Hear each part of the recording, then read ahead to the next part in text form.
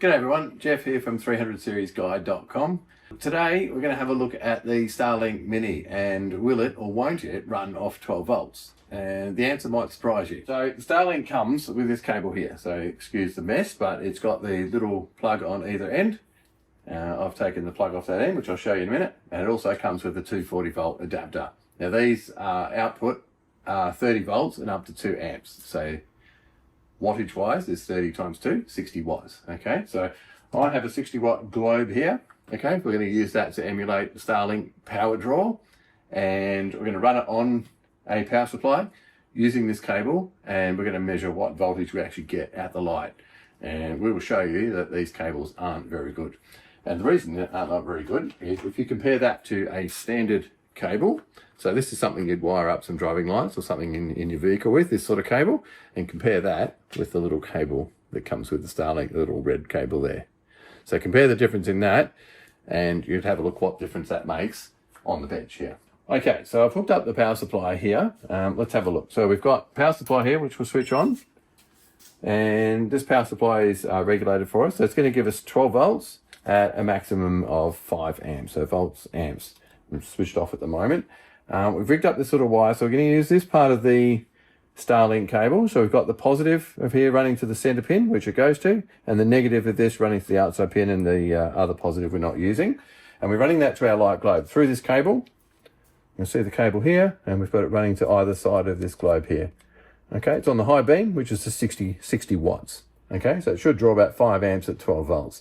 Now I've also set up a multimeter on there. So we've got the voltage coming out of the power supply unit here. We've got the voltage here, which is actually measured at the light here. So theoretically, we should have 12 volts coming out of here, runs through the cable, and we should have 12 volts at the light. Now let's see what we actually get. So if I run the supply now, let's turn the output on. See the globe comes up. We've got 12 volts, drawing 4.3 amps at around 51 watts. So around 50 watts, but check this out. At the globe, we've got 8.7, or 8.8 if we round it off. Herein lies the problem. So if we're running that in a motor vehicle, and you're running your Starlink at the other end, drawing around about that power, okay, you're only getting just under 9 volts. Okay, now fair to say that most vehicles will put out about 13.3 volts, okay, with the car running and a nice charged battery. So let's run this up to 13.3. What have we got? 10 volts. Still not enough to power your Starlink.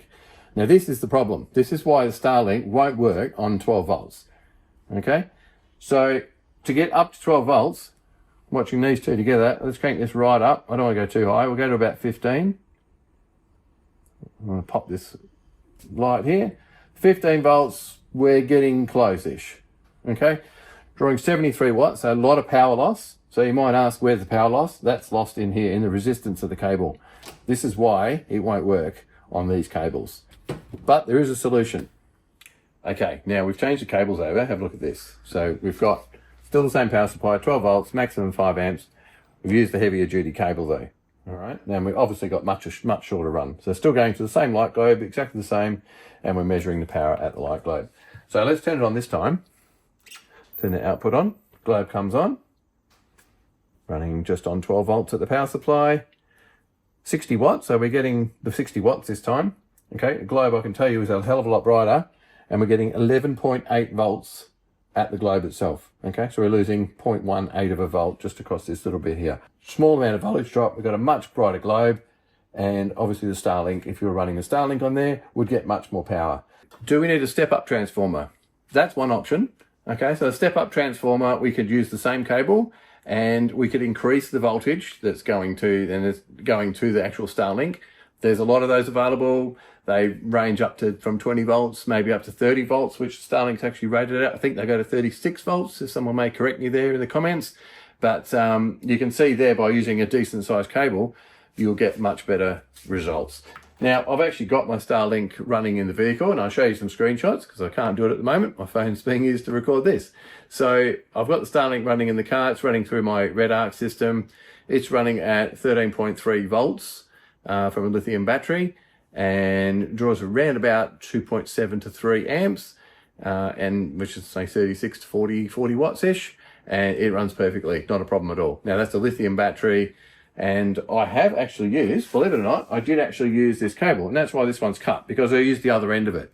But I've only got like a 2 meter run from where the red arc unit is to the actual Starlink itself. So I do use that cable, and the reason I use it is it's got this little plug on here, which has got the little rubber seal on there, so it doesn't get, because my Starlink's on the roof of the car, and that saves it getting any water or anything in there. But it's been working fine.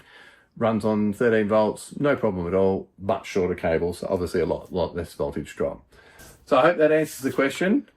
That's why Starlink will and won't work on 12 volts. It depends on the cable you're using and how long that cable is. I'm Jeff. I'm from 300seriesguide.com. Thanks for watching.